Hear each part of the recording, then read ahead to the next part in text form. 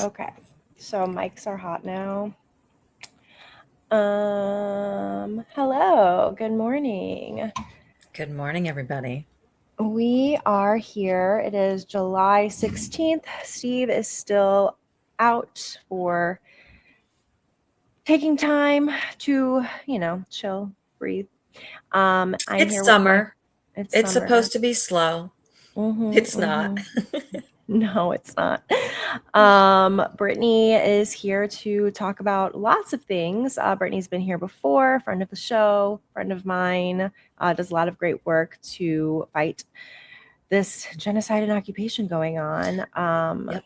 Yeah. So yesterday we've had a pretty, although it didn't pass, we've had a pretty successful week. The NDAA is currently basically killed for the time It's being it's by. like stalled. Yeah. Mhm. You Do you want know, to give an update on that? Because I keep seeing people say like they've already merged our like people are very I confused know. about how the process People works. people are very confused and it is confusing. Like, I'm learning about this as well, in real time. Um and also, I do see a lot of like I just I don't want to call it, it's misinformation, but it's like innocent, they're not doing Hmm, it on hmm. purpose. They just don't understand because there's a lot of different pieces going around and we're talking about a lot of different things. Um, but like, okay, so the NDAA is the National Defense Authorization Act. It's the act that contains all of the policy for the Department of Defense, right? And the budgets. So this does not fund anything. And the section that we've been tracking is section 219 in the House, section 1217 in the Senate. And that's what we colloquially call as the merger, the fusion, the Israeli defense tech. The real name is Israel US or US Israel Defense Technology Cooperation Initiative, right? But I mean, Hmm, it's doing a lot.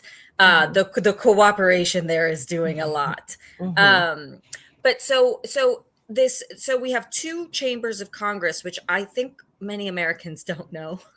hmm. And one is the House, one is the Senate. And so you have two separate bills, but it is the same bill, two separate versions going through at around the same time, but it's a completely different process and they're not Hmm, related to each other. So what we had weeks ago in the House was we had the amendment. Massey offered an amendment to strip Section 219 out of the NDAA, and hmm, that failed. So hmm, Section 219 is in the bill in the House. And hmm. unless the thing is, it's getting complicated. I'm sorry. Um, so the I wish way I had a things work, whiteboard so I could like be like, okay, so it's I like on know, this because step and it's still in there, but it's stalled and it has to pass over here. I think I can make something. right. And the thing is like I am trying to make it more simple, but then I'm like, oh wait, but you need to know about this too. And you need to know about this too. Like they have made this process, and I think this is a bigger conversation of just the processes that they have made in the House, in the Senate, as Uh-huh. to how they use these processes to weaponize like power.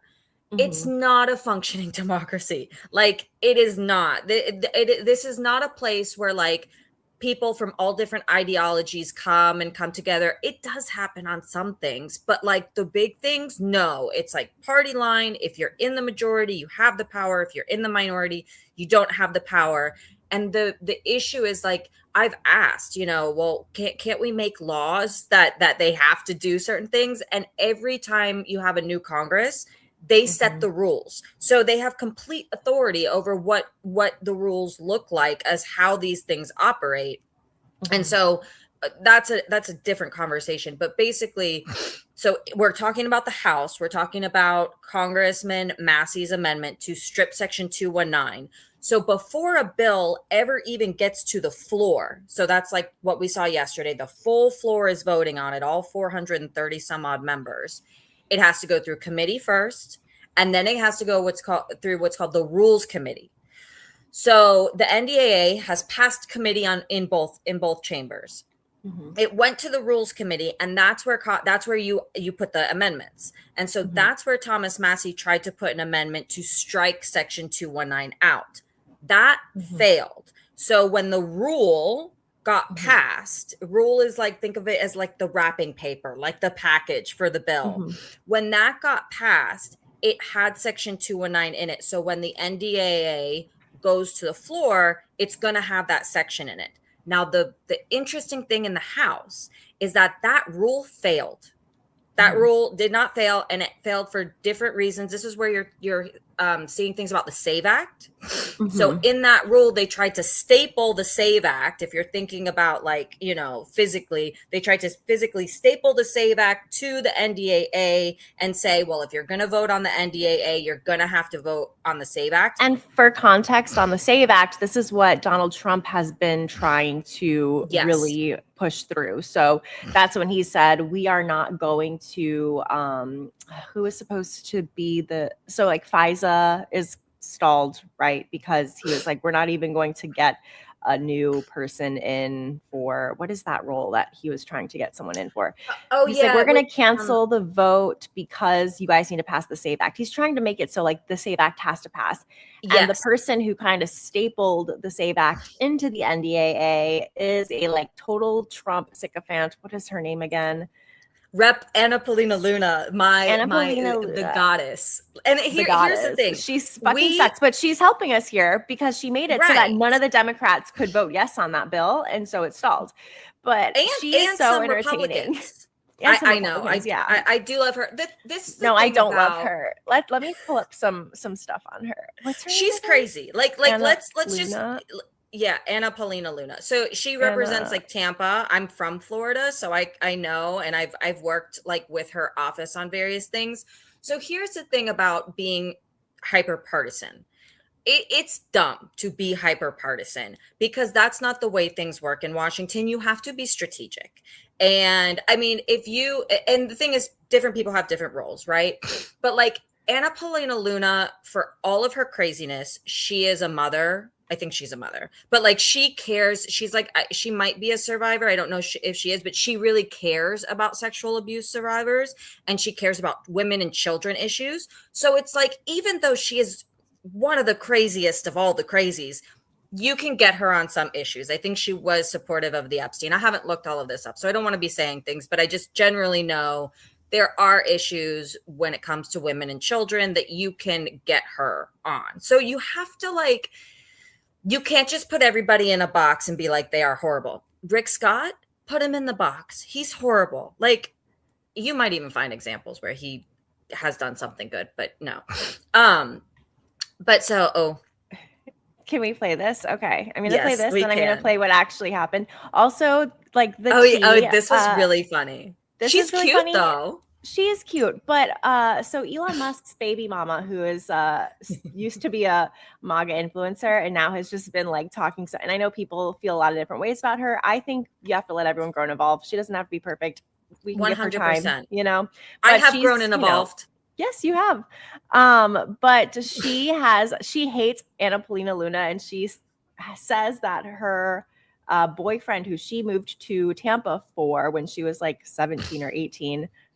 She was young, was always sleeping with her. Well, she hasn't, but she's her stuff would be in his bathroom all the time, and she'd call at all hours of the day.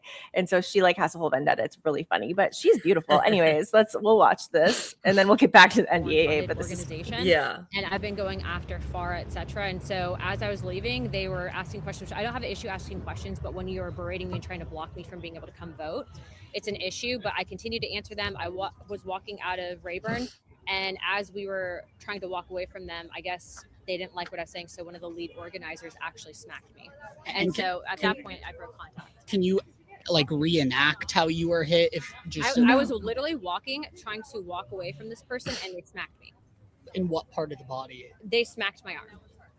Are you injured right now? I mean, look, either which way, you don't touch anyone, especially if you don't like what they're saying. You cannot physically harm someone. You can't hit them. You can't block people from being able to vote. Okay, so this is what actually happened. Cuban people right being killed right now by a policy of cutting off oil, cutting off every single way that government can get money to keep the hospitals going. To actually get aid to the people of Cuba, because it doesn't sound like you do. No, because Marco Rubio has been sanctioning the Cuban people, which is hurting them by the billions. The government by the billions. No, that hurts the people there. They have no power. I love how You are TMZ is chiming misinformed. in. Whoa, okay. Oh, it was No, like, wait, I'm no, sorry. It doesn't matter. You just touched me. All right, You're I gonna won't do walk that. away right now, or else I'm gonna call Capitol Oh, Police. Don't touch me. I will walk away. Bye-bye. Now, this is the assault. Right. And the She's thing is like, crazy. right. And you know, there, like, in fairness to Medea, like, I work with Medea on the Hill, you know, she does more of that, like the direct questioning, and she's really good at it. You know, like, she realized, like, you shouldn't touch people, and they're having a heated discussion about people dying, children dying in Cuba, And she you can't know, and get she her to acts calm down. Yeah. right, and then But you could she tell, was like, it was a mindless, like, it was just like, yeah, can and you then just and then she, listen. Yeah. right, and she like was immediately like, I'll walk away, you know, like, so she was like, I'm not going to escalate here. Like, Medea's very respectful of these. She is like pointed in her questioning, but she is respectful of them. But it's also like, you're killing kids with your policies, you know, like, we have to engage in this discussion. But the thing is that I will give to, like, Rep Anna Polina Luna, and, like, there's another one. Her name is, I think it's Salazar. Like, in Florida, I call them the crazy Cubans, because they're the crazy Cubans. I don't even know if they're Cuban, but they're like pro Cuba. Like, they're all Hispanic, but, like, they're the crazy Cuba caucus that, like, supports killing Cubans in order to free Cuba. Right. This kind of like the Iranian diasporas. It's the same kind of vibe.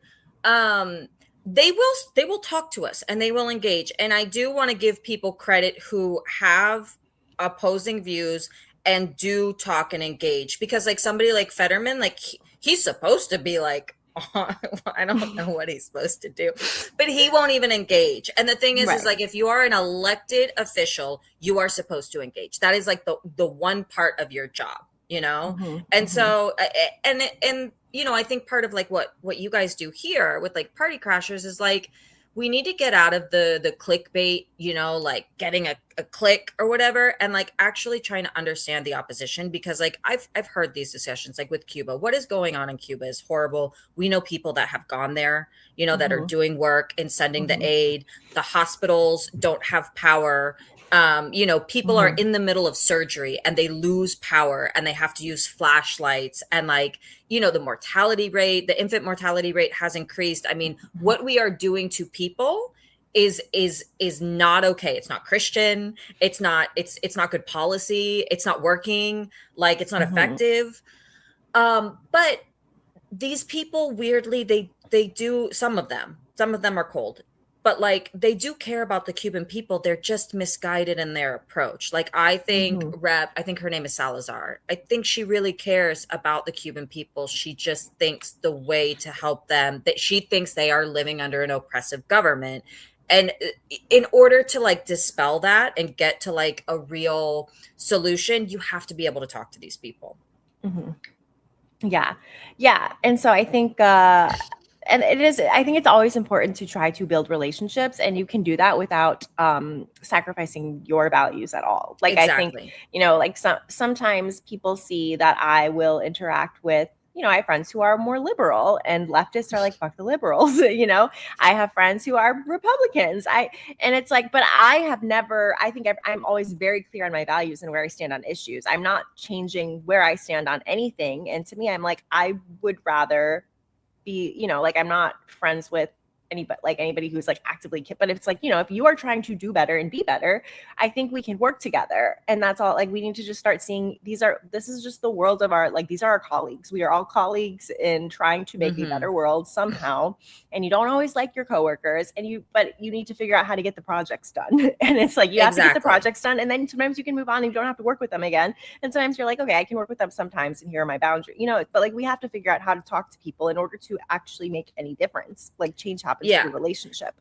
And I think that is a problem that the left did. And when I say the left, it's like broadly. I don't some is liberal, some is left. I know there's different variations over there. But and I think they've realized the error that when they were like, we're not going to go on this, we're not going to platform this person, the whole platforming debate. It's like, no, like I am probably the closest thing you can get to a free speech absolutist. Like I want to give like a little wiggle room, but I don't know a case where I would say no, in terms of private people's like right the to Nazis. No, that's the thing is like I think you have to support the right of the Nazis to speak, because if you don't, they have a right, yes, but I would not have a Nazi on here. I would not. No. You know what I mean? Of course. So, like, not. in what No. way do you think let them speak? What, Well, like, in I what mean, way? like, like, there's the famous Supreme Court case of like the Nazis marching in Skokie, which I think Skokie had like a large Jewish population or historical significance, and it was allowed. And I think the reason why you have to let the Nazis march, and do their speech, and also like the university, like there is the difference between what the government does and what a private person allows, right? So you are a private person, you have your platform, you get to choose whoever you want to bring on here, right? That's your right. I would not speak to a Nazi, because that's not, I think if you're going to bring a Nazi on here, you have to be very trained in dispelling. You can't just let them spew their things. There can be use to talking to a Nazi if you can do it right, but I think that's you have to like have the ability to dispel to the audience, right? But like then there is what the government can do. And so when I talk about free speech absolutist, I'm talking in like government what terms, the government can do. Because here's the thing, and this is what we've seen. The government is not going to censor the Nazi speech. They're going to censor the dissident speech that they don't like, the speech that goes against their interests, the pro-Palestinian speech. Issue. That's the issue to me, is I'm all for absolutist free speech, but we're not seeing it applied broadly. And so when we see like the Nazis marched on DC the 4th of July, if that was like a Black Lives Matter protest march, they would all I mean shot. We've seen it. Like, we saw how they treated BLM versus how they treated the Unite the Right was that in this country or England? The Charlotte, there was Charleston, a Unite the Right rally here and you're frozen. And the encampments. Brittany, there you are. Oh, sorry. The encampments. Like we have seen how, and so that's why from a government perspective, I think it needs to be government hands-off speech, because I don't trust the government to pick and choose which speech is good, which speech is bad, because we have seen that it's not good at choosing, right? I think in terms of like the platforming debate though, is like, should you go on, like, should you bring a Nazi here? Like, I don't know what that serves your audience, but should you go on to a Nazi podcast and try and talk to the Nazis audience and try and bring things into that space? Like that is difficult work. And I'm not saying everybody. I'm like, I don't think I could do that. But like, somebody who's like well-trained, maybe somebody who like could do it without making things worse, maybe. Exactly. I don't know that I could be that person. Right. But because the left didn't go into these spaces, like, let's calm down on the Nazis, like Joe Rogan, like things that are like misogynist, like, I mean, Joe Rogan's fucking, but like people listen to him. I don't know why. But because people boycotted these spaces, all the audience, all the listeners only got one side of things, right? And then they were just kind of like radicalized and propagandized by like only one side, and they never got, and that's what Fox News does. Like that's why Fox News is so brilliant, and that is why, in a bad way, in the worst way, but they have completely controlled boomers and Gen X and 100%. Like I'm like, Yeah. you know, when people ask me about like can the right be moved? I mean, we are seeing shifts in the right, and you know, we'll get into this with the $3.3 billion vote, right? Mhm. We are seeing small shifts. I don't want to overstate the shifts on the right, right? And we're Mhm. seeing it with younger people, and the reason why we see it with younger people is because they have access to alternative streams of information. Like Mhm. the game is really about information, and that's why my thing is go everywhere. And because like, so I love constitutional free speech law, and the origin of our current interpretation of the First Amendment started in I think it was a 1919 case, and it started in a dissent. So this is 1919, back when you have all the communist revolutions in Europe and stuff like that. There were two men who were distributing communist pamphlets in, I think, I don't know, New York or something like that. And they were charged and they were sentenced 20 years in prison. So we think about, oh, America, this really strong free speech. That has not been the case for 250 years. Our free speech law changed dramatically in the last century, right? Mhm. So imagine you were distributing a communist pamphlet. They got 20 years in jail for that, right? Mhm. Under this Espionage Act, right? And Mhm. the defense was free speech, and the defense was not upheld. And so you had two justices, Justice Brandeis, which is like, which is me. He was a Republican, but at that time we had all the big corruption in the Republican Party. So he Mhm. was like, I don't like the corruption. I'm changing. I'm going to side with Democrats, but I'm not really a Democrat. And we Mhm. had Oliver Wendell Holmes, who I think it was a Republican or conservative. He has some controversial opinions, but he's very intelligent. They came up with our modern formulation of free speech. And Oliver Wendell Holmes's description is the marketplace of ideas, right? Mhm. Very, you know, Mhm. liberal, like, Mhm. and I think it is a very good frame to think about it as like speech is a marketplace of ideas. Mhm. And you know, it's not just one, right? It's lots of different ones. Like Instagram is its own marketplace, this stream is its own marketplace, like, and Mhm. different people have access to different marketplaces. And so if you are not putting your ideas out there and battling with the bad ideas, because Holmes's whole thing was like, the government doesn't need to regulate speech because humans are smart enough where if you just let the marketplace go, you have bad ideas and good ideas, people will be able to listen to both and discern the bad ideas from the good ideas.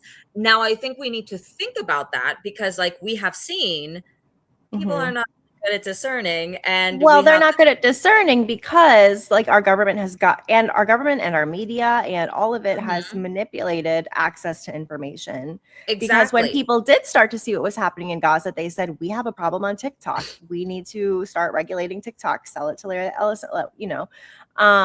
And so again, it comes back to what you're saying is like we do need to have a free market of speech because when we do have all the information in front of us, we do understand what is right and wrong.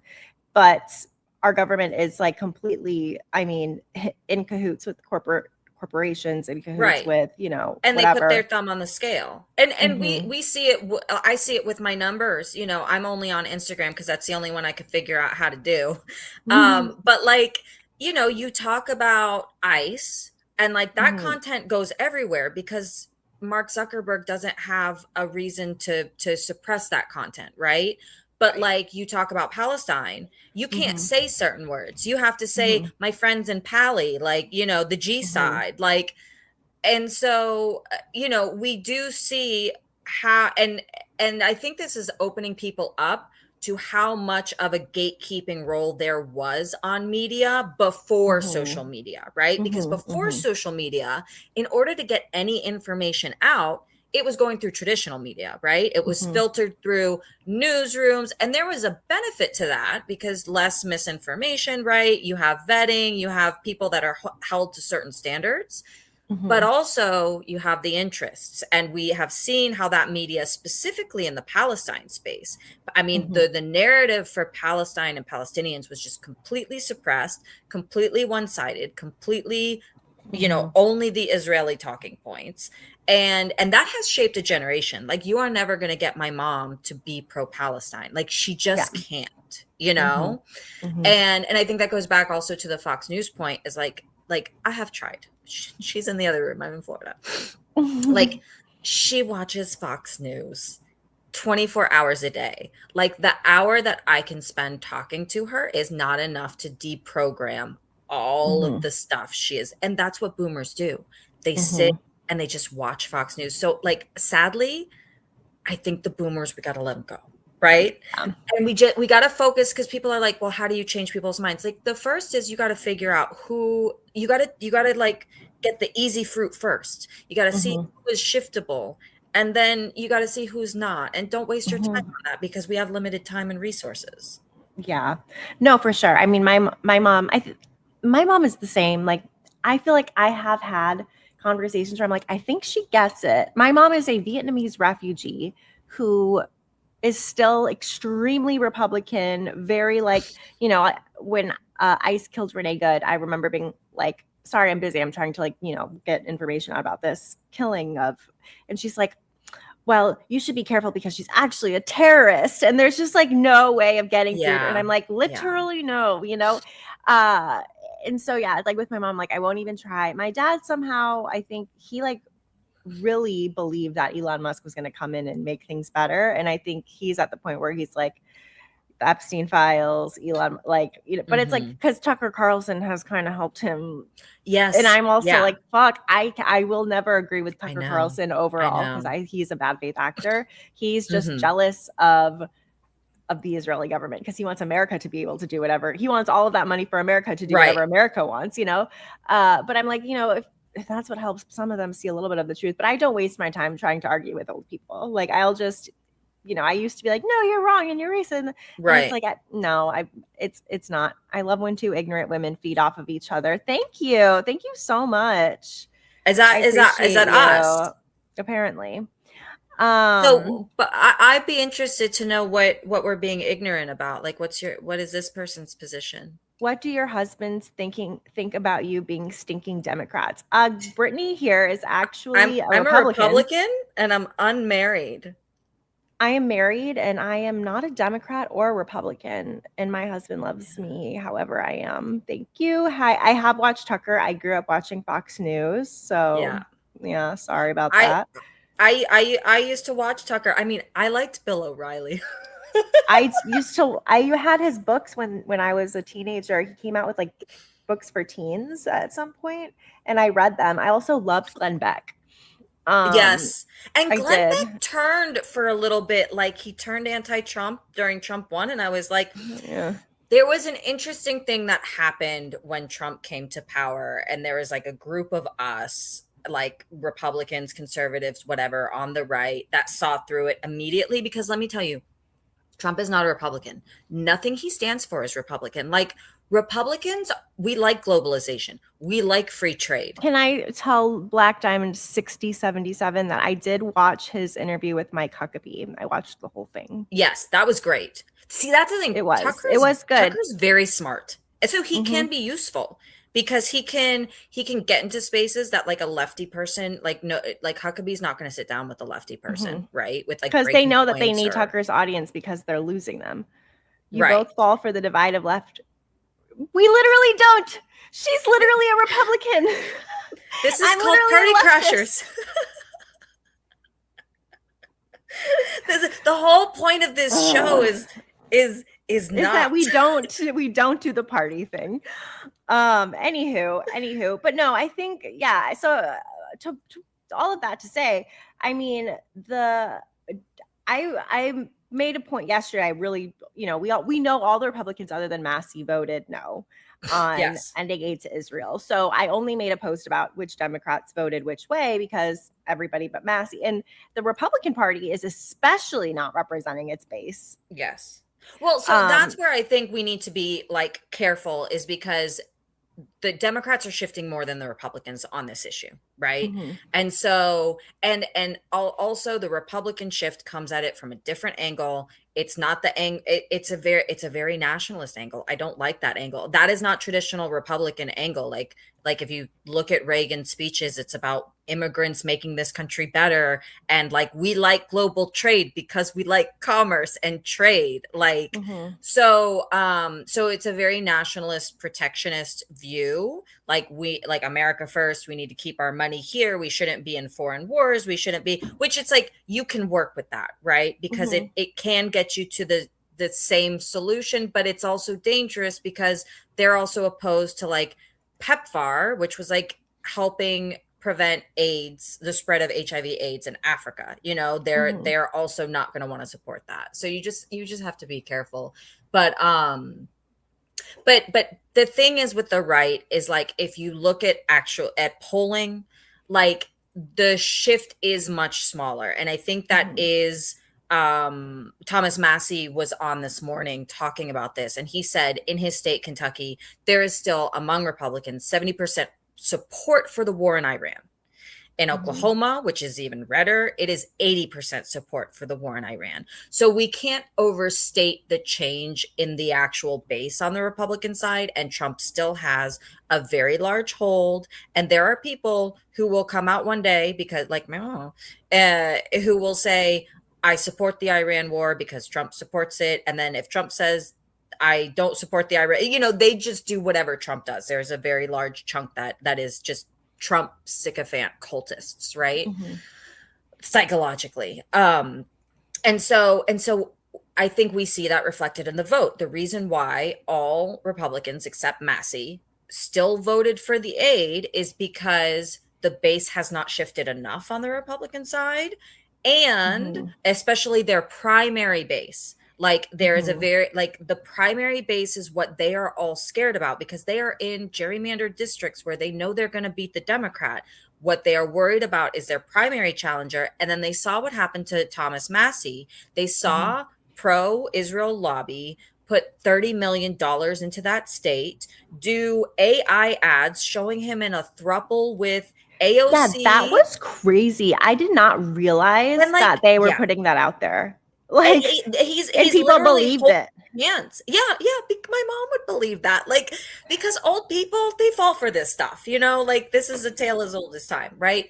So like a lot of people actually believed Thomas Massey was in a sexual throuple with AOC and Ilhan Omar. And that go, you know, that's a whole nother issue about like money in our politics and also like this new AI and what we are going to tolerate, right? In terms of Mhm. free speech.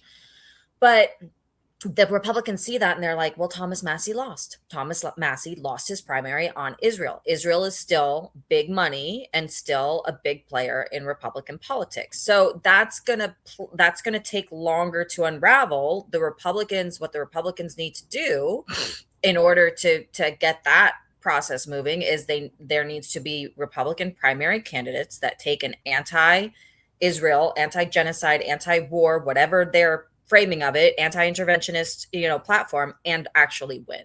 Or what is probably better in my perspective is that a leftist candidate, a progressive candidate that is anti-war beats a Republican. So I think Mhm. the Michigan race with Abdul Mhm. Al-Sayed is Mhm. and Haley Stevens is like a perfect Mhm. microcosm for this because it's a very close race between a Republican and, you know, it's a purple state or whatever, right?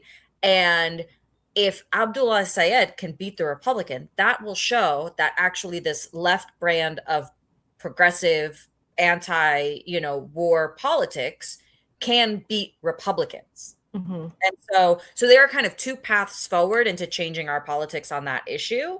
And that's the problem is Democrats have to pick Abdullah Sayed because like Mhm. I think if they pick Haley Stevens, she's going to lose. Like, Mhm. Well, that's what Michigan has showed us. They didn't want to vote for Hillary Clinton.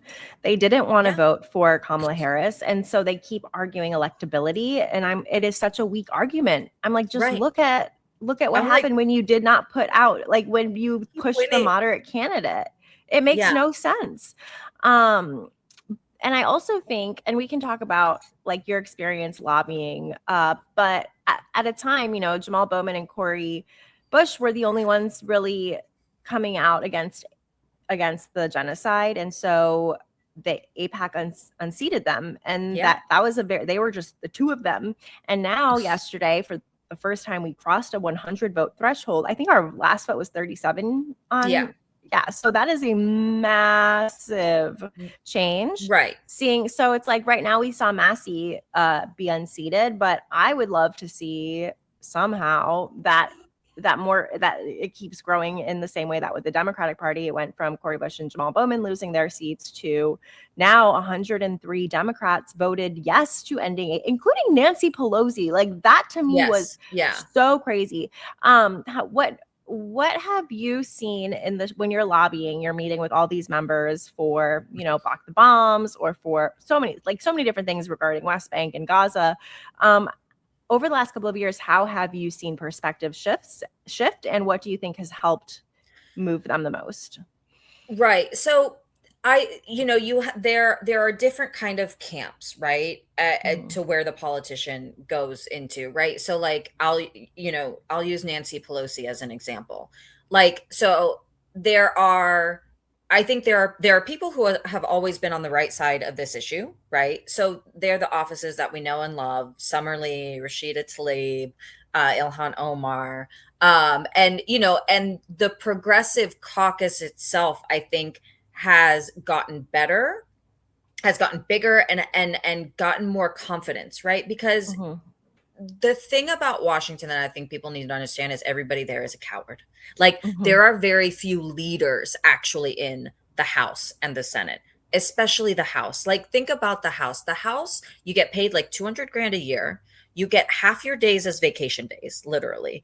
And you work 3 days a week. Like a lot of people just want to get this cushy job, be a backbencher, and like vote with the party and not make waves on both sides, right?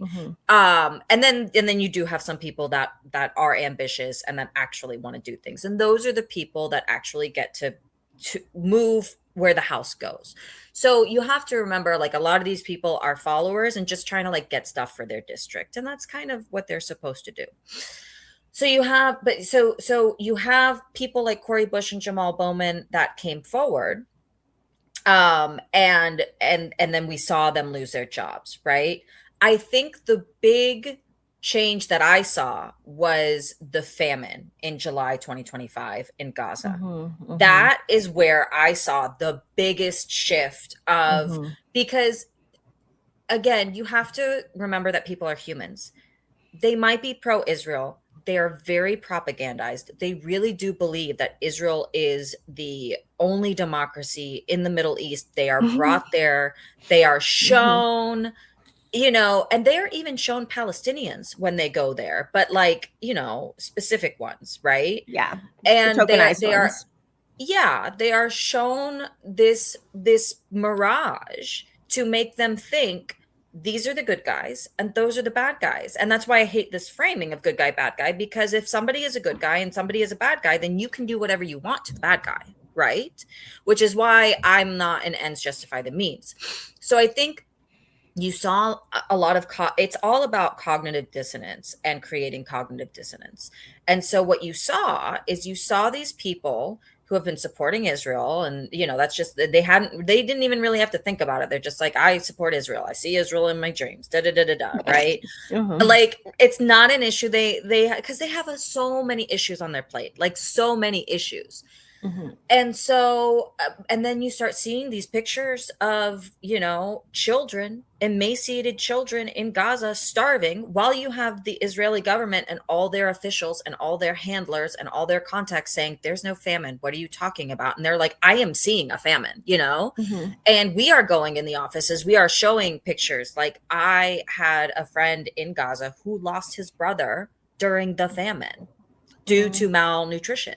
So I'm like, I know that's not fake, and we are sharing like personal pictures and images, and they're humans and they care about humans. And that's why you'll see a lot of them have this line of like, I support Israel's right to defend itself because like they also don't like what happened on October 7th. They don't like the killing of civilians and the hostage taking of civilians. Like those are war crimes.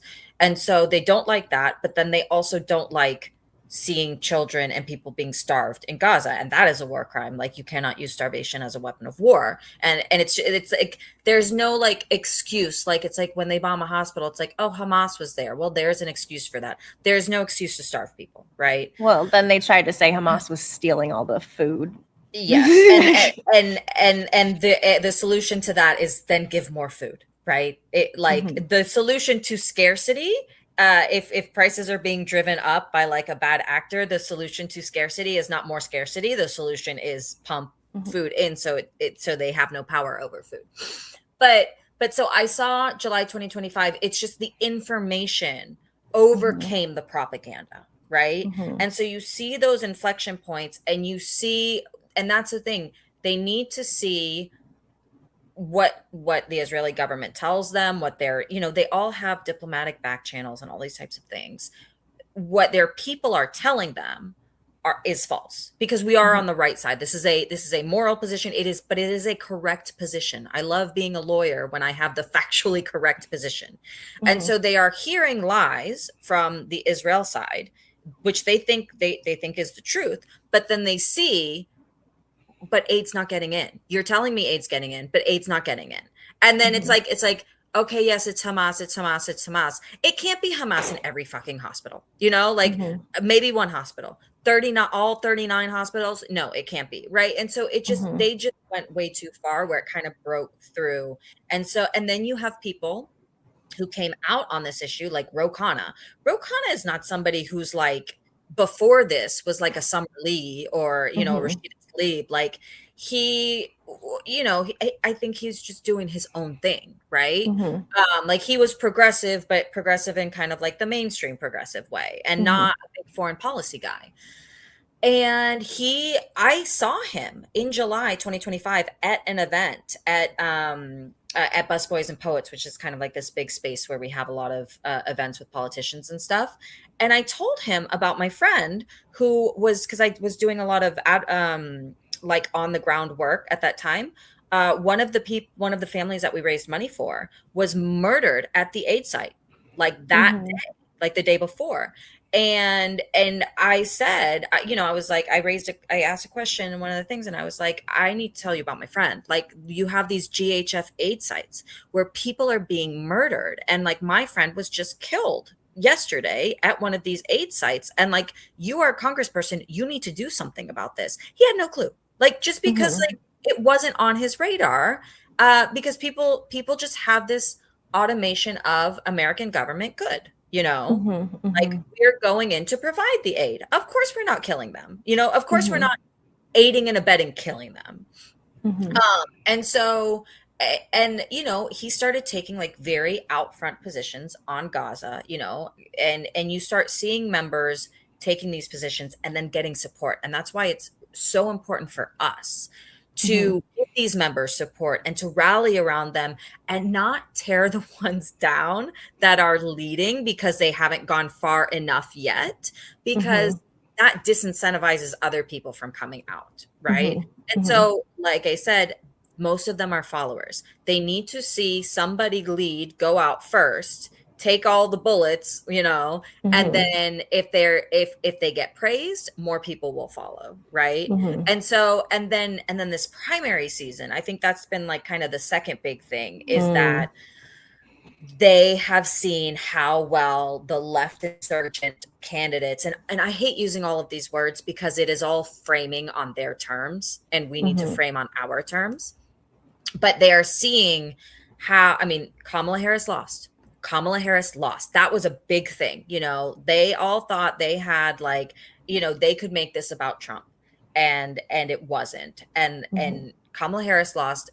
I don't know if it's solely from Gaza, but they keep downplaying the role of Gaza and the importance of Gaza.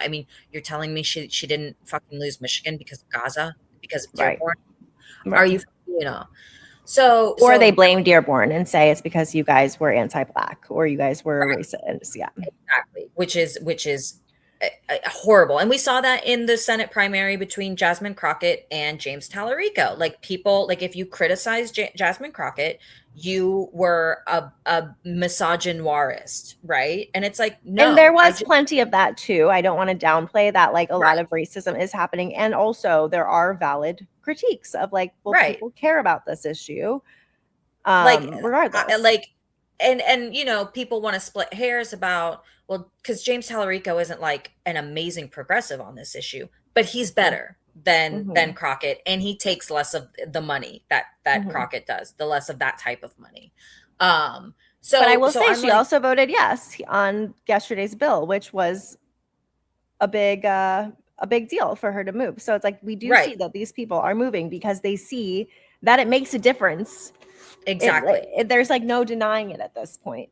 And that is why I get so frustrated when people are like, we can't vote our way out of this. I mean, the amazing privilege that we have in this country is that we can vote our way out of this. In other countries, they can't vote their way out. Maybe they have to do violent revolution. And I think violent revolution, one, it's the most costly option, right? Violence is the most costly option. So like you want to avoid that at all costs. But like why would you throw away your voice and your vote and just be like, we can't vote our way out of this? Newsflash, it's like an only thing. To me, it's an and thing. It's we have to vote because that is such an easy fucking lever to pull. We have the right to vote, so fucking use it. And also, it's not enough because we do need to be organizing and building power and organizing our communities and making sure people are getting the right information and getting more people to get plugged in and involved. Like voting doesn't take away, like does not. Right. But I consider that all part of the electoralism. Like our country was set up for us to be very involved in our democracy. And I think for a very long time, people have checked out of the democracy part because it's work. It is work, but like it's good work. It's like the work that it is a privilege to be able to be a citizen in a country and have a say. And like, you know, so it's like, yeah, if you just go out and vote every 4 years for the R or the D, no, that's not the thing. Yeah, you have to be in your community, building power, building support. And that's what we've seen these left candidates do. And it is showing these members of Congress, like a lot of them who are, you know, more on the centrist. You know, I can think of Caston in Illinois. He had a primary challenger from the left. He survived his primary, but he has still moved. Valerie Foushee is an amazing example of this. So Valerie Foushee is in North Carolina. She had a primary challenger a few years ago, Nida Alam. I think it was 2022 that she won, and she won on AIPAC money on that primary. But during this whole cycle, like last year's cycle, she was like so close to losing. She was so close to losing. Yes. Like so close. And so, yes, she has moved. She's been like one of the like very outspoken suddenly because she's like, oh shit, I'm going to lose. Like it is not even worth it to die on this hill anymore. Right. But I also think because this is the moral position and I do want to see this. And this is why I'm, you know, personally disappointed by the Congressional Black Caucus specifically because they have been through this issue. And they are one of the worst. They went through this with the civil rights era and apartheid South Africa, and they are some of the worst on this issue. Where it's like, you know, this intimately. Like when Ta-Nehisi Coates went to the West Bank, he was like, "This is the Jim Crow South." He's like, I knew it right away. And so, but Valerie Foushee, the good thing about her is like, I think she is not just moved for politics. I think she has actually moved. Personally, right? Like she moved because of the politics, but now she gets to be on the right side of genocide. And I think it is now a consistent position for her. We don't have to worry about her moving back when the primary challenge is off, because you always have to be aware, cognizant of that risk, right? Like Ro Khanna. I don't know that he moved for his morals to begin with. He might have moved for politics to begin with, but I don't think he's a cynical political actor. I think now he has taken this issue and he feels it in his conscience now, right? I want to address a comment in here because I do think this is important. Leftist white women hate the Black Caucus because they aren't leftist. I hate this racialization of things. Well, I want to be very, like, I think there's so much, I don't hate the Black Caucus. I think that one thing that people, and I also don't like having this conversation without like another Black person here. So Right. I think Blue is in Exactly. here. If Blue, you want to chime in, please correct me. Feel free. Blue knows me. The thing about the Black Caucus, or the issue has nothing to do with even like to say that it has to do with APAC or it has to do with, the Black Caucus not being leftist enough. The issue to me just comes down to inequity, because if you understand the relationship that a lot of funders, philanthropists have with Black communities, or if you understand that, like, for a long time, synagogues kept the lights on in Black churches, there is like a relationship built because of philanthropy, because of like I said, synagogues keeping the lights on. And because of that, there is going to be a little bit of more loyalty, because it's like, okay, these are people who helped with programs in my community. And because these programs were beneficial to my community, like, there are concessions you have to, if we did not have inequity in the first place, it wouldn't be an issue. Right. And so the system itself maintains inequity because it wants to be able to keep control of people that it brings up into it. So it's like, and I'm not saying this very like no, coherently. I think that's right, because that is like the disadvantage that the system creates, because the Black churches should not have to rely on anybody to keep their lights on, right? Exactly. And because they did, now and they have philanthropy, this you shouldn't rely on philanthropy dollars to get funding into your community. Your community should be fucking funded. So I don't blame people who like have to make concessions to try to make sure that their community is taken care of. And so to me, like, I am not going to single out the Black Caucus as like a specific issue when I know the root cause issue is like inequity in America, racism in America, a lot of things in America that has designed a system where it's like, okay, if we're going to make the conditions that we bring you up and that we are going to keep investing in your community, you're going to have some loyalty to us too. So like, I don't think that's an issue of the Black Caucus. I think that is an America issue. And I just, so it's like, to me, it's like, it's not my place. I do not understand what it is like to have had, okay, Blue, politics affect the Black community far deeper than in most communities. And so the Black politicians know they have to negotiate with the white supremacist power structure to get the bare minimum to survive. So it's like, I understand that. It's like, is the Black Caucus the most progressive? No. Do I wish it was more progressive? Yeah. And also, I don't blame them because of this structure specifically. You have to make so many more negotiations to get resources to your community. Right. And what I would say on the previous comment, because this is how I think internet discourse gets flattened. And I know this person is just trying to write a comment, quickly, but it's like, they said the word hate. I didn't say hate. I said disappointed. That's a very different, qualification. Like, I don't hate the Congressional Black Caucus. And also, because they're not progressive enough. Again, I'm a conservative. I don't care whether they are progressive or not. I am talking about this one issue. And this one issue is apartheid and genocide. And the reason why I do single out the Congressional Black Caucus is because they uniquely know what this issue is. They have the history of slavery. I think one of the worst genocides perpetuated in the history. I mean, it was a 400-year genocide, right? They know apartheid, right? They lived in segregation. They lived in Jim Crow South. Like, so they know this issue. And the people will push back and say, I think the comment kind of goes in this direction of like, they have their own problems. They are dealing with their own shit, and like, they are systemically oppressed in this country. So they are just fighting to get what they need. But like, I don't know. I'm just like, this, and it's not like, okay, you have to fight for the Palestinians and you have to fight for them. Okay, you have too much on your plate, but but don't support the oppressor, And I think Ta-Nehisi Coates has a lot of really good discourse. So I would point people to like every interview he's ever done, because like, if I quote Ta-Nehisi Coates for all of this stuff, that's what I would do, because he's really thoughtful on this issue. And obviously he knows it much more intimately than I do.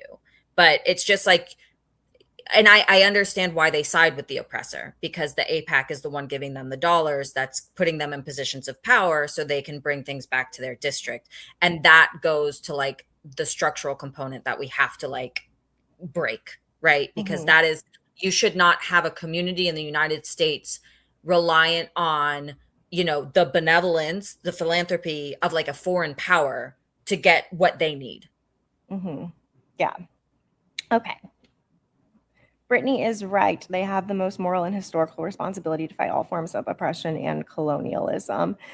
And this is where like I don't know the burden and the weight. So I don't feel like they should or they shouldn't. I'm like, okay, like to me it's like I would rather, you know, like I'll vote whichever way. Like I do not know what it's like to have to choose between am I not going to be able to get resources into my community, or am I like I don't know what that's like. Right. So to me it's like I don't have a strong like I will say this from the legislative side, because this is you know what animates and motivates my understanding of things, right? I am a very like analytical type, like less emotional person, right? So I just see like how do we get to the thing that we want, right? And the thing that I see a lot in Congress is that like Black churches, Black communities have a lot of political power in the halls of Congress. I have sat with members and their staff, and when I ask them, I say, well, what could move you on this issue? And they don't say we need more Black churches, but like they will say we need faith communities, and you know their district, and you know and you know that means the Black churches.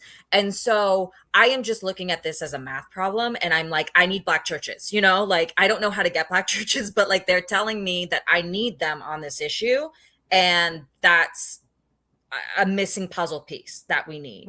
And so and so that's why I go back to like the civil rights, like they have organized, like they have done this, like they have the institutional knowledge, and I'm like, I want your help, like, you know. And that's the thing, if we need to like be the one, like I don't want to step in and be the white savior, but like if we are the ones that need to step in and put their lights on and give them the resources, like in order to get their help, like I'm like, then that's what we need to do, you know. But like I want to have this conversation of like, because I think everybody wants to be on the right side of history. I think everybody wants to fight oppression, right? And so they shouldn't be put in that position of having to choose. How do we get them out of that position, right? So paying for votes. Okay, buddy.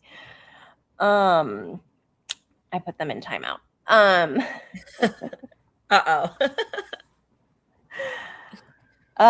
Anyways, okay. All of that. Yes. And back to the conversation of the votes yesterday. Yes. I'm going to pull up some of the yes votes. I know you sent me a statement as well. Here, let me pull up what you sent me. I don't know if I can send you this because it's my email. So one of the things that I do, because basically, you know, I'm a lawyer and I specialize in argument.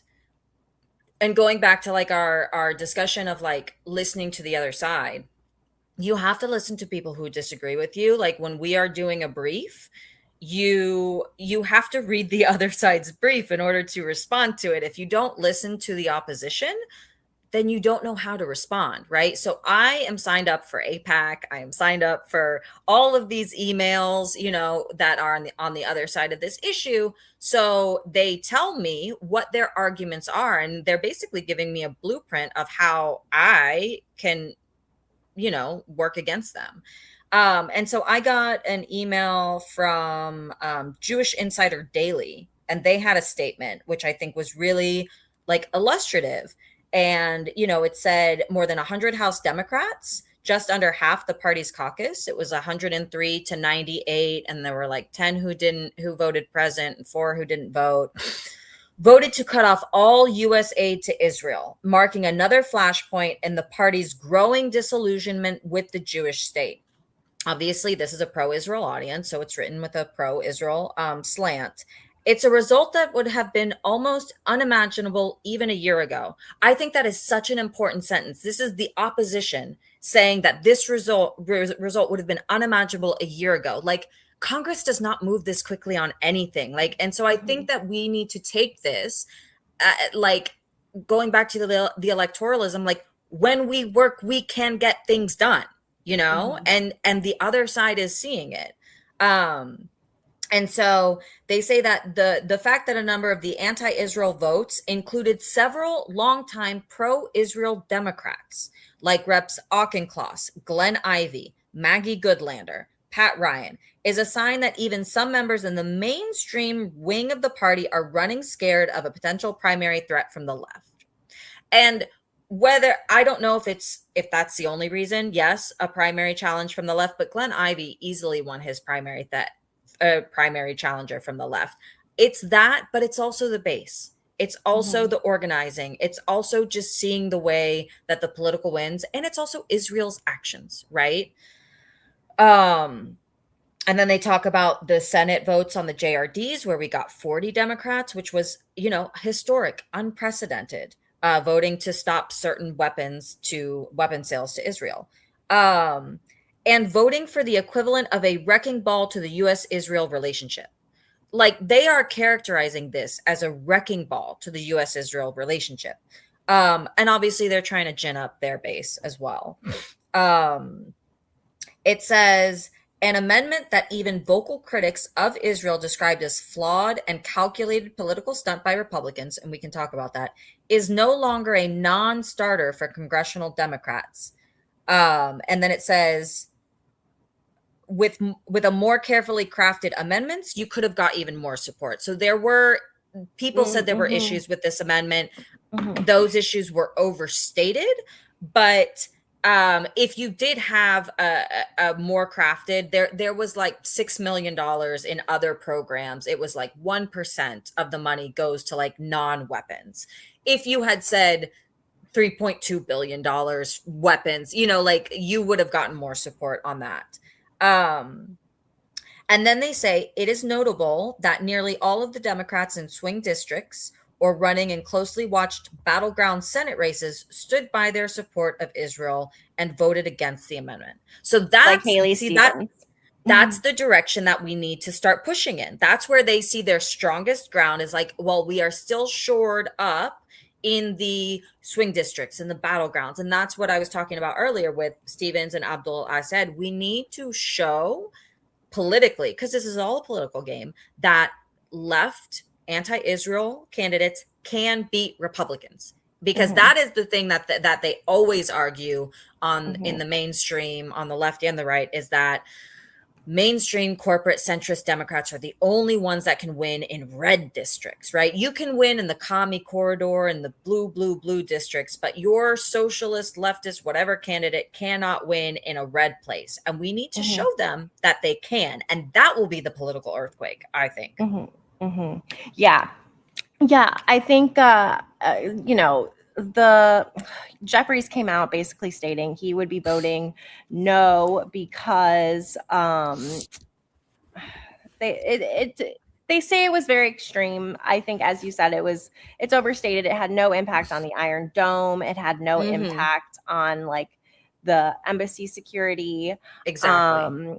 And so it's not like it was like no security left. Like, the Iron Dome is still a lot of fucking security. Iron Dome, David's sling arrow thing, whatever those things are. It was only the $3.3 billion in the foreign military funding that they used to buy weapons. And then there were like 2 other small programs. A new policy came out with like an FAQ debunking brief on this. But one of them, there's like 5 million or something for a program in Africa, like a humanitarian aid program in Africa with Israel. And then there was, which is, you know, if you want to get into like the lefty conspiracy theory, it's a front to use aid for political leverage in Africa, right? You know, like, I am pro humanitarian assistance, but we do need to recognize that it is or can be used as political leverage. And I am against that. You know, you should not use aid as a weapon, as like we were just discussing in the United States. And then the other program was something about refugee resettlement in Israel. And I'm like, is it Jewish refugees? Is it Palestinian Yeah. refugees? Is it other refugees? But it's a very small program. And the answer to that, because, and this is why it's disingenuous, because they know the procedures more than we know the procedures. Any one of them could have offered an amendment. So they could have voted for Massey's amendment. And then any one of them could have offered another amendment that says, but we will keep this specific program in place. But We authorize $5 million to fund the Africa initiative or the refugee resettle. So there are solutions to their things, but they just want to kind of cynically, disingenuously say it's too broad, so I don't have to make a tough decision. Yeah, I think that's what's it's so fresh to see Jeffries his statement that like this will impact our ability to fight terrorism when like we're the ones funding the terrorism. So like don't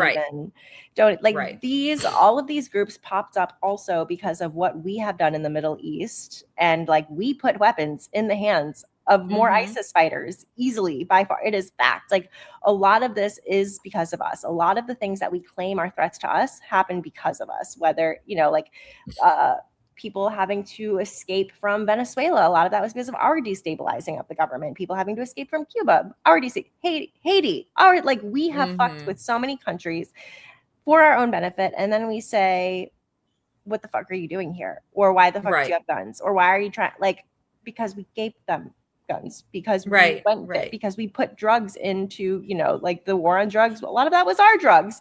It's, and so that part, I'm like, can we please be fucking for real? And it's both sides that have done this, and this is why we're party crashers. This is not a Republican, the foreign policy of both Republicans and Democrats since World War II has been atrocious. And it is a uniparty, DC foreign policy blob problem. And that is one of the things we have to cut through. We have to get new members in, and they have to get new staff, because if they come in and they get the same staff, I talked to some of these national policy staffers, and they're just so foreign policy DC brained. They've been in the blob establishment for 40 years, and they think that they know everything, and they don't. I am pulling up Greg Kassar's letter because I don't think it got enough attention. It came out after Jeffries said that he would not be voting. And while you do that, one thing that I will point out is the Pelosi, and we can look at her statement too, but there are some pro-Israel Democrats that I think voted for the 3.3 billion, voted to slash the funding, not because they are now anti-Israel, but because they want to influence Israeli politics. Benjamin Netanyahu, they have to have an election by October, right? Or they have blown up their constitution, and he is trying. He has done some things which some Israeli commentators have called a coup, right? At this point, Benjamin Netanyahu is hanging on for his dear life, because if he loses power, it is likely he will go to jail for corruption. It is likely he will go to jail there will be investigations about October 7th, about the failures of Israel on that day and the war crimes committed since, and he will be held accountable to that, because the Israeli society, I think it hasn't happened yet, but when it happens, it will switch all at once. And so the Democrats who are pro-Israel in the United States, they want to push Israeli society to get Benjamin Netanyahu out. I don't think it's just a Benjamin Netanyahu problem, because I've seen the statements of the other ministers. They are just as genocidal. They are just as, ethno-nationalist supremacists. But they think if they get Netanyahu out and they get a new leader in, they can say, okay, everything's good. It was just Netanyahu. It wasn't Israel. We can go back to business as usual. I don't think we're going back to business as usual, but that's their motivation. So it's important to understand, some of the motivations. It's not all, oh, wow, they're anti-Israel and they're pro-Palestine now, or they're anti-genocide, or they've seen the light, Yeah. Oh, 100%. Yeah. And at this point, harm reduction, I will take whatever and then they can see that it's not, the issue's not Benjamin Netanyahu. This issue has been since the fucking conception of the colonial settler state. But Yes. after Jeffries said he will not be voting on this, Greg Casar, who is the chair of the Progressive Caucus, love him, he's great. He came out with this, which is a pretty bold move because the Progressive Caucus, although it's the largest congressional caucus, it doesn't have a ton of political capital. It doesn't have the kind of funding that the other caucuses have. It doesn't have the kind of, communications infrastructure, like influencers and stuff. But he said, "Dear colleagues, I'm writing to explain why I will vote yes on Rep. Thomas Massey's Amendment 8 to the National Security Department State-Related Programs Appropriations Act. I am proud that the Progressive Caucus has endorsed Block the Bombs to cut off weapons the Israeli military uses to kill civilians in Gaza, and I believe a yes vote is most consistent with that position. I understand that many people have good faith concerns that this amendment would impact non-military funding. I want to be clear about the facts here. This amendment would block $3.3 billion in offensive military aid and about $50 million in non-military funding. In other words, 98.5% of the funding is for the military. While I wish we could vote on an amendment targeted to just military aid and, of course, support humanitarian programs, we do not have that option. The American people are crying out for an end to U.S. tax dollars subsidizing Israel's military at a time when millions are struggling to make ends meet. We are sending billions of dollars to a military that has killed tens of thousands of civilians in Gaza, the West Bank, and Lebanon, destabilized the region, and helps lead us into war with Iran. Over the weekend, the Israeli military detained a member of Congress attempting to conduct oversight in the West Bank. We cannot continue to subsidize this. I am aware House Democratic leadership has a different position on this amendment. I appreciate that they have facilitated open conversations on this issue and avoid whipping a no vote. I respect their leadership. At its best, the Progressive Caucus's role is to be an independent voice and lead on important issues of peace and human rights. After the Israeli government has killed more than 70,000 people in Gaza and helps lead the United States into a destabilizing, deadly war with Iran, we are called to act. The Democratic Party needs a new approach to Israel and Palestine. When Democrats retake the majority in November, I hope the Progressive Caucus can help lead our party towards a position that secures safety, dignity, and self-determination for Palestinian and Israeli civilians alike. I hope you'll join me in beginning that process by voting yes on this amendment." And I think that was a really well done letter. In contrast, Pelosi's statement, I think, is more of what you'll see, like the mainstream Dems who were surprised. Like, their framing is very much the Netanyahu government, but I will take it. I will take it. Right, and I think this is evidence of when they make statements, there's always like a political calculation, and it's like, who are they making this statement to? And we see this a lot with Netanyahu. When he makes an English statement, that is a statement to the American people. And so this statement, is a call out of Netanyahu. And I think this is part of the push that I've seen for politicians trying to influence the Israeli election, saying like, hey, if you keep Netanyahu in power, we're gonna cut you off. And so this is part of them using their political leverage on Israel to influence, that country's politics. I don't know if it'll work. I don't know enough about internal Israeli politics. Like, things seem to be turning on Netanyahu, but Netanyahu is very calculating and smart political operator. And like I said, this is existential for him, for his actual life, because he did also do corruption allegedly, with cigars allegedly, and other things. He's also a war criminal. He is also a war criminal. Yes. So hers is, today the Massey Amendment presents an unfortunate choice to the House. As one who is committed to a strong U.S.-Israel relationship and supportive of a two-state solution, I respect Leader Jeffries' decisive proposals to achieve a just and lasting peace in the Middle East. For the good of the Israeli people and the Palestinian people, it is clear that U.S. policy must change to attain that goal. The United States must be a force for security and stability. The American people are rightly demanding an end to the perpetual cycle of war, and the Netanyahu government cannot maintain its current course. Therefore, while this amendment is ill-conceived, I vote yes for the message that it sends. And it is very much a message that she's trying to send, which is, again, like, she's trying to say, this isn't about me being anti-Israel, because she's not. She's still a Zionist. But it is her recognizing that we cannot continue to send unconditional aid to a government committing war crimes, a genocidal government committing war crimes. And like I said, I was so surprised to see her on the list of yes votes. I will take this if that means we are not going to send, hopefully soon, eventually stop sending bombs to be used on children and people in general. It doesn't even have to just be children. Yes, And 20-year-old men should also not be bombed. right. Like, but yeah, I mean, there were a lot came out. I think the debates were also really good. Maybe we should just Yes. watch the debates. Here, let's watch the debates. Why not?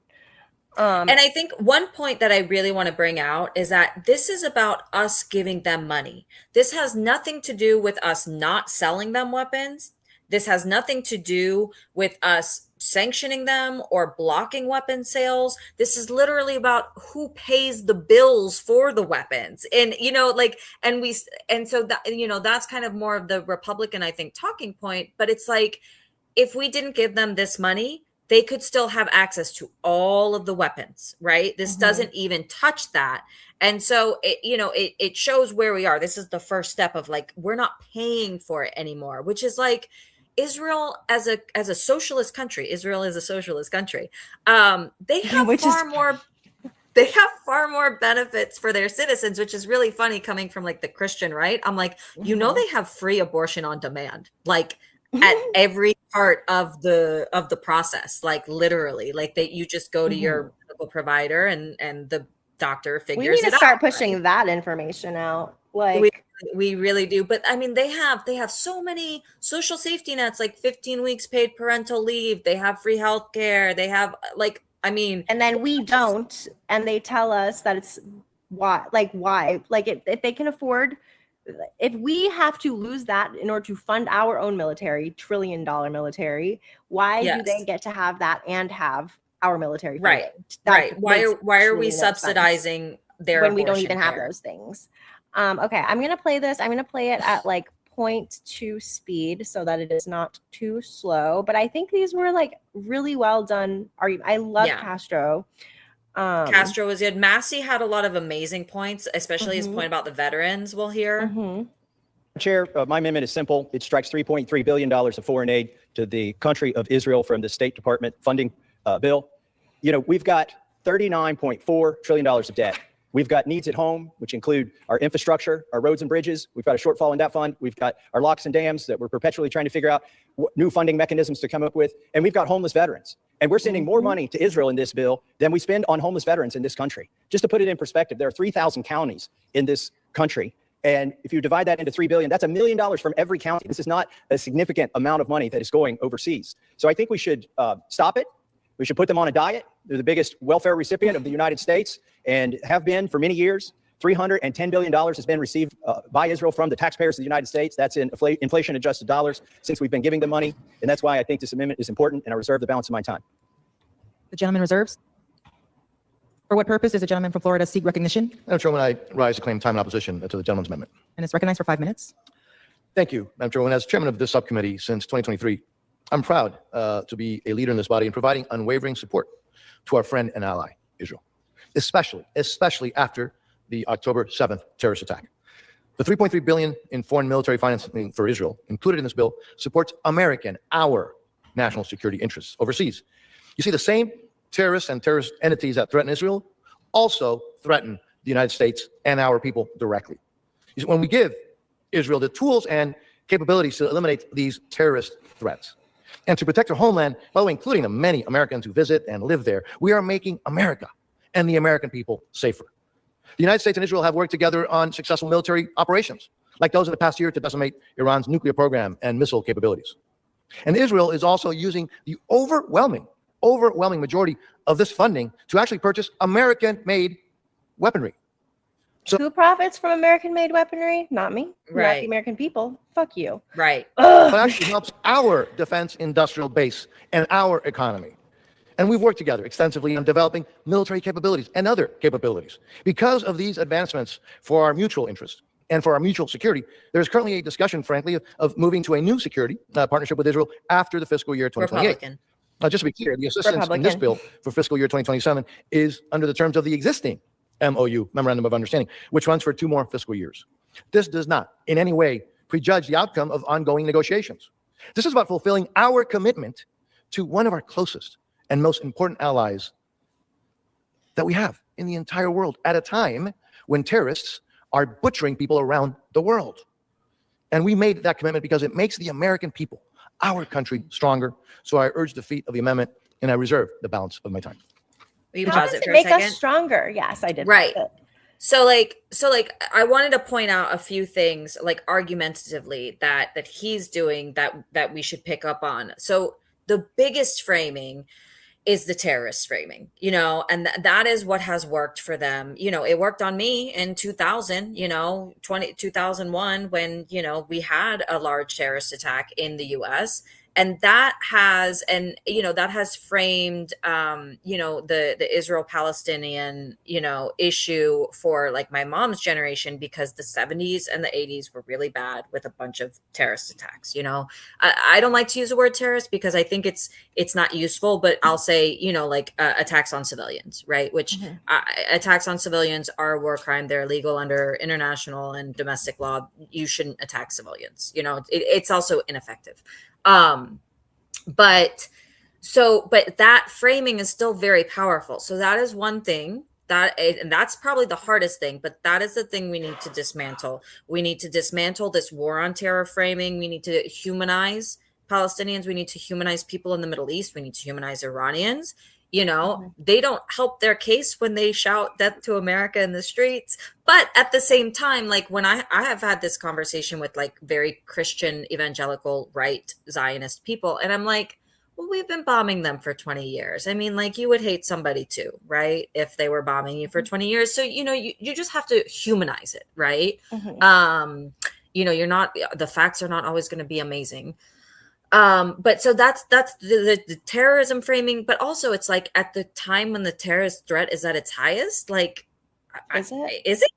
Like, Because I thought the Pentagon said that Israel is the highest threat of spying on us right now. Of spying on us. But also like, and that's where you get the cognitive dissonance, and you can ask people like, do you really think the biggest threat in your life right now is terrorism, or is it affording groceries?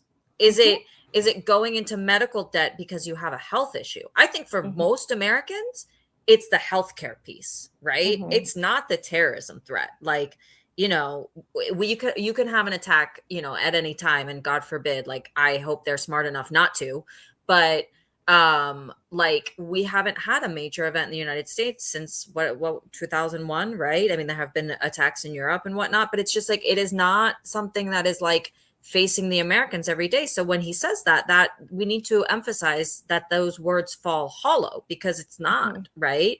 And the kind of I don't know what the word is, but basically like what he's doing is saying this is protecting Americans, like you said at the end, but it's not. This is protecting Israelis. Like, you can have allies, you can protect allies, but let's be honest about what it is.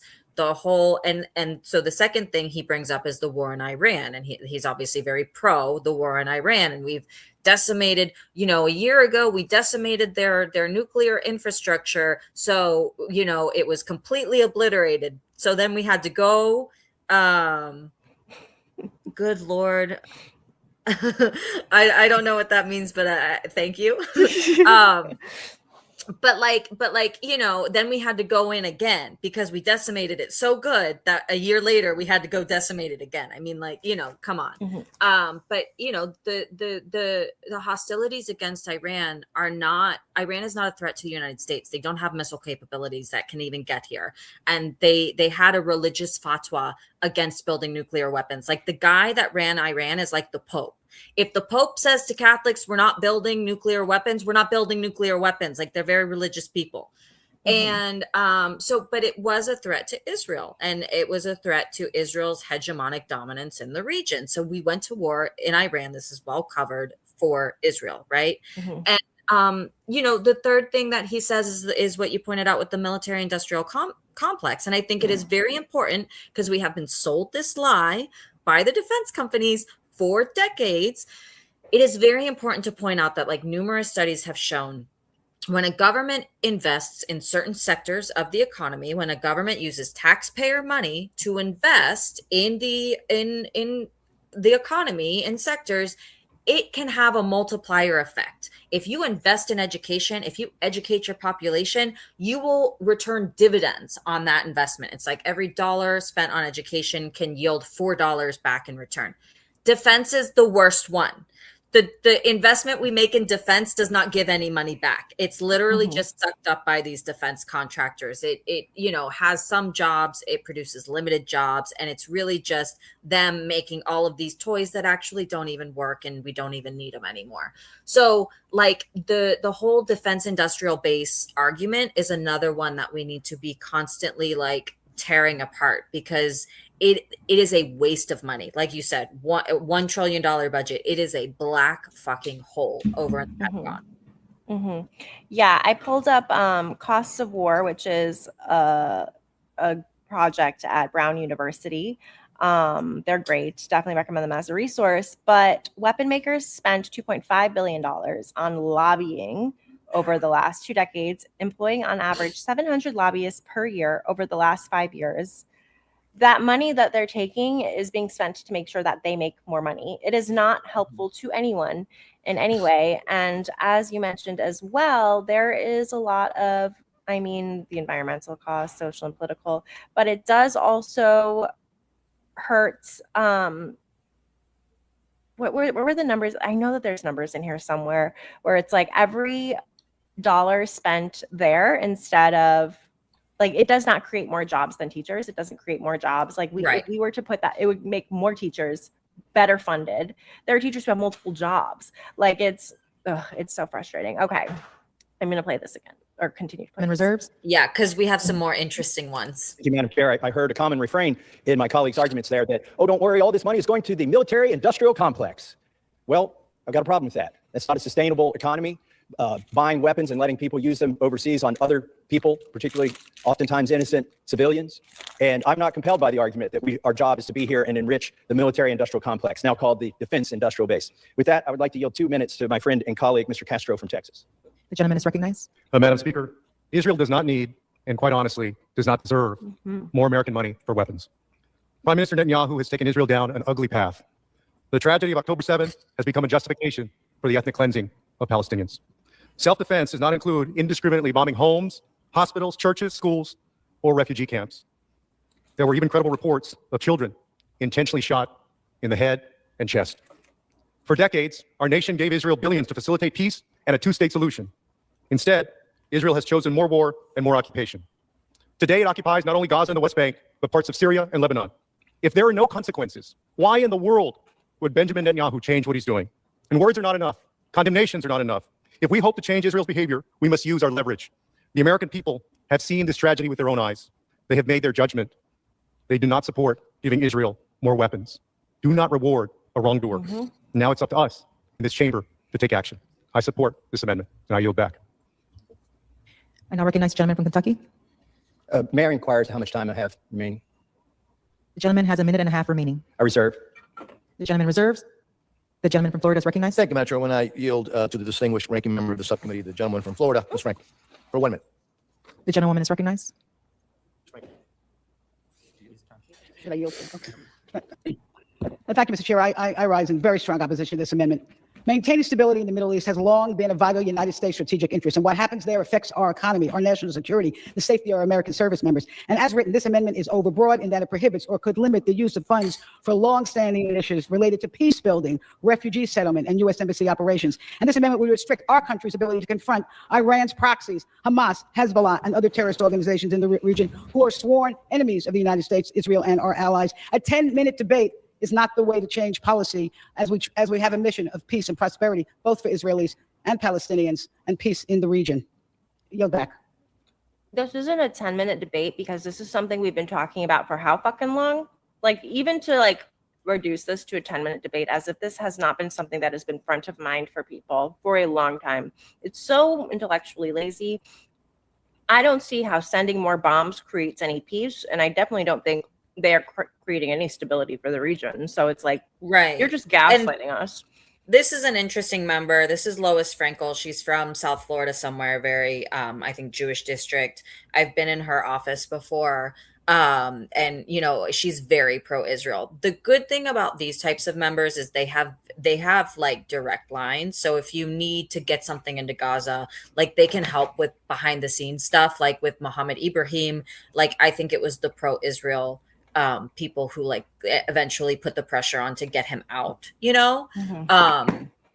But it's just, I mean, she's old, right? Like, this is why we need turnover and term limits. Like, her ideas are old, her vision of Israel, like, I'm sure, like, I'm pretty sure she's Jewish, like, and older Jewish people have a much closer connection to the Holocaust, and so they feel that insecurity, and they think that Israel is like their magic security blanket that will protect them from all harms. And it's a very emotional, like, psychological thing that you have to understand.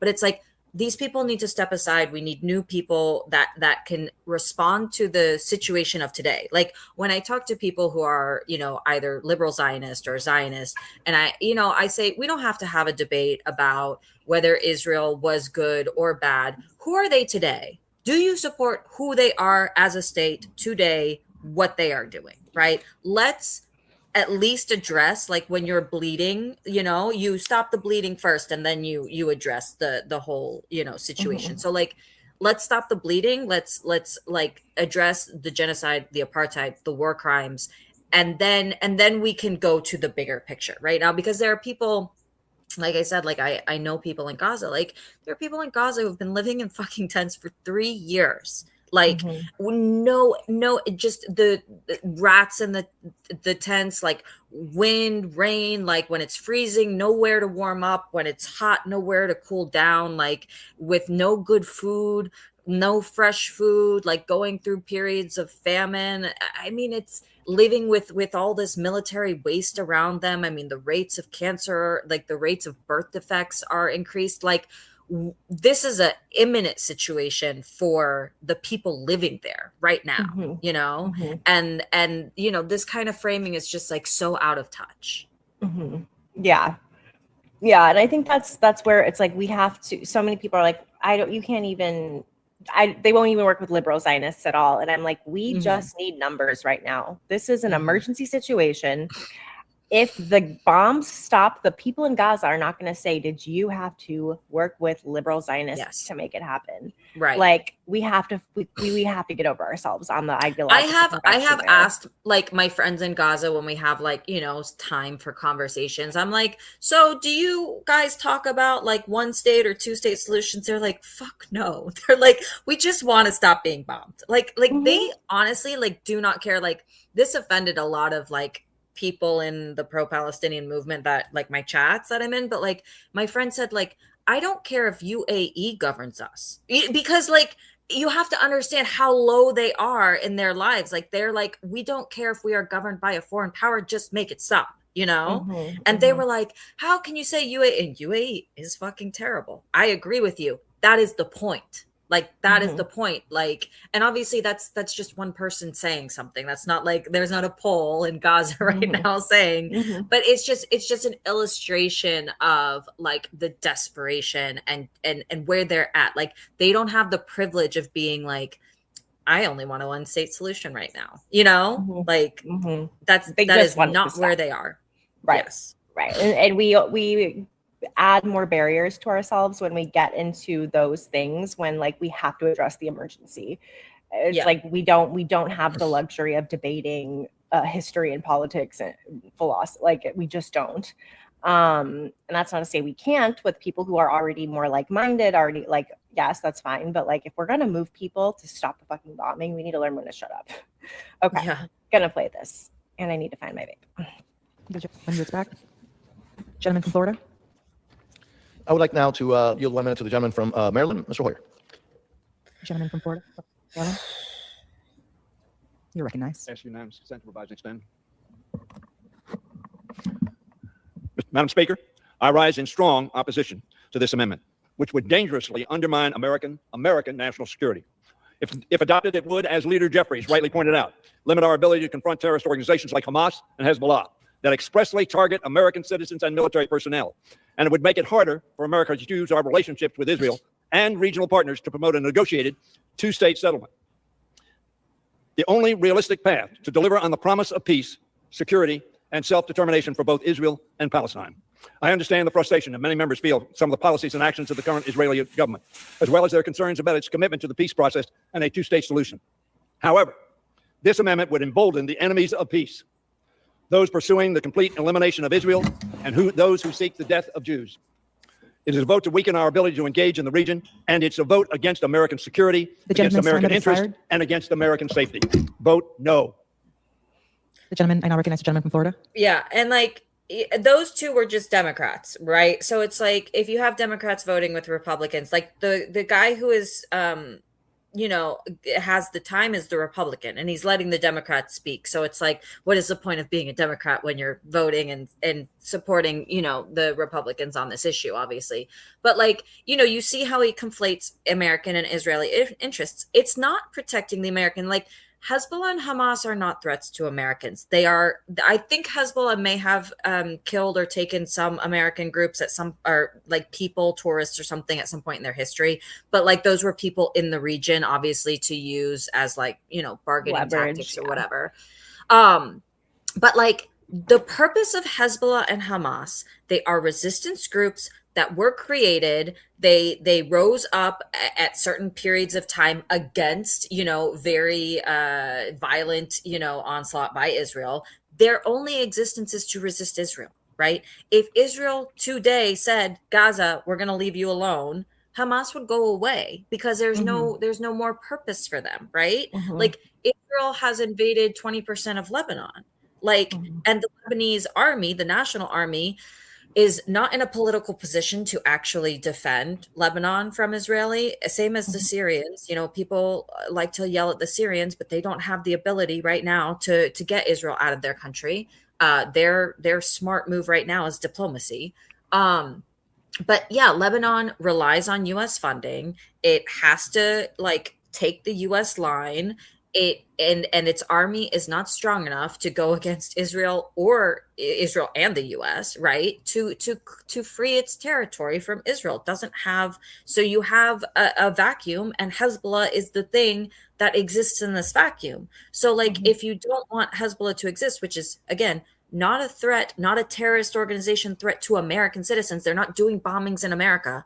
They solely exist to, protect the territorial integrity of Lebanon, right? And they may use tactics that I don't agree with, that are, illegal under international law, right? I don't think all of their tactics are, but especially in this current conflict, like in the past, but in this current conflict, I mean, they have just been doing normal military things.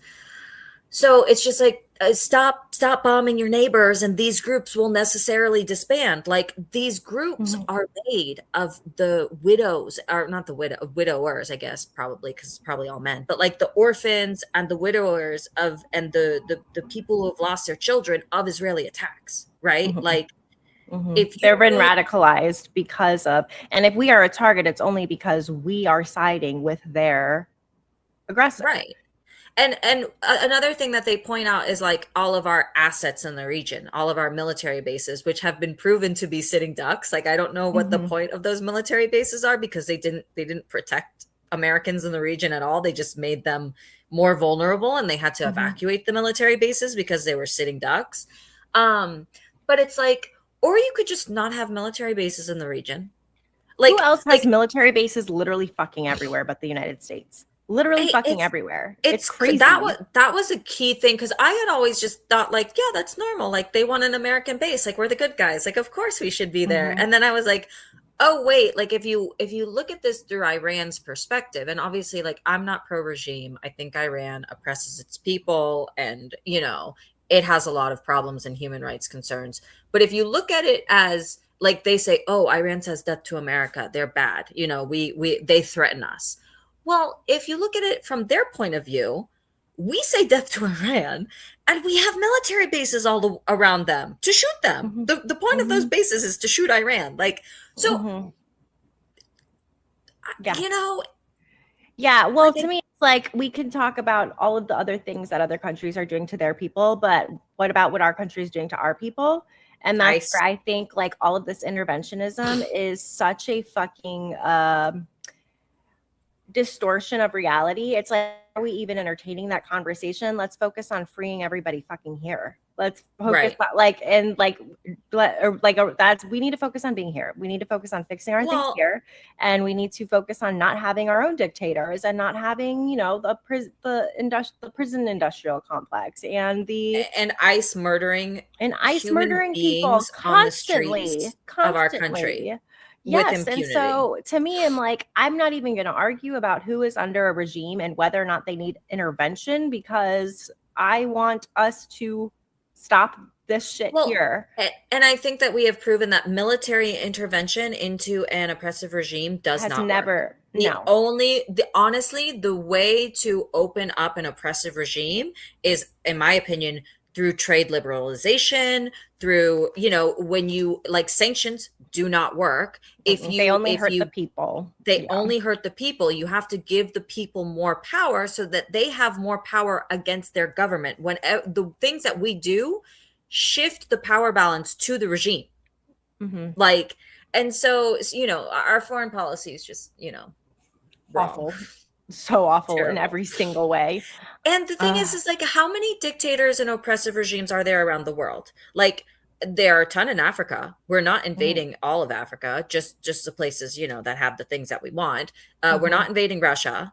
We're not invading China. We're not setting the Uyghurs free. Like, India's got some oppressive regimes as like aspects. We pick and choose, right? Right. So it's who has the oil, who has the land we want, who has the resources we want. And to keep even, I think it's a waste of time when we try to argue with the people who are like, well, do you not want them to be free? Do you not? And it's like, I'm not even going to entertain that, because I want to focus on here. I don't understand. Right. I don't. And especially the people who are like, love the founding fathers, who are like, do not get involved in international, alliances and this and that, like focus here. I'm like, how were the founding fathers lovers such fucking warmongers? It's crazy. Okay. I think you have, oh wait, didn't you have a 1 o'clock? Oopsies. No, it's fine. Okay. We can and should wrap up. We are almost at 2 hours, but are there any final thoughts you want people to take away from this vote, from this convo, from this discussion?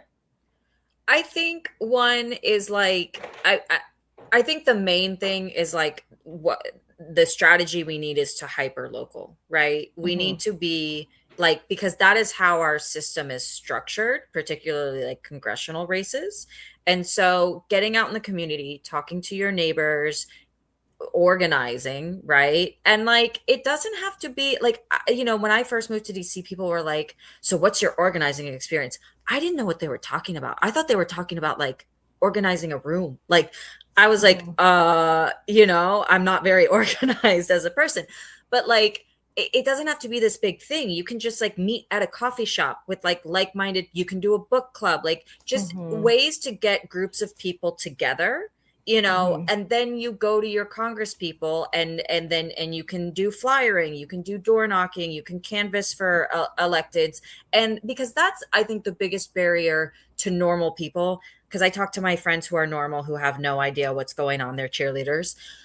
They don't have time. They've got kids. They're not making their bills. Like, they're working a lot of jobs. And like, when they get home, they don't want to research the elected officials' positions on votes. They just want to like talk with their family. Right. And so any way that we can make this easier to grasp and to like help people get the information like that they need, like that is the work that we need to be doing. And this is a continuous project. Like, there's not going to be we won and now we can go to brunch. Like, democracy is a continuous project. And I think we've seen that when you take your foot off the gas, when you go to brunch, when you go to sleep, there's other people working in the background. And we have to realize that like we have let the other people work in the background, not just on this issue, whether you want to say pharma, whether you want to say corporate, AI, all of these interests. I mean, we have let things get out of control, and it's going to take a long time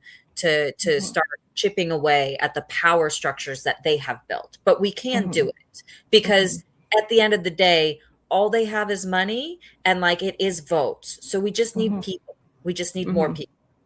Yes, 100%. All right. Well, thank you for coming by the show. We will have you on again Thank you soon. guys. And Yes, sorry yes, if I yes. offended anybody. That's, I do. We're all good. All right. Then I'm going to say goodbye. I don't know who else is in here. Thank you for coming in, Captain USA and Jonathan Swift. It was good to see you. Chicken Nuggies. Chicago Bish was always great to see you. And Blue, again, always love to see you. All right. Take care, everyone. Bye, guys.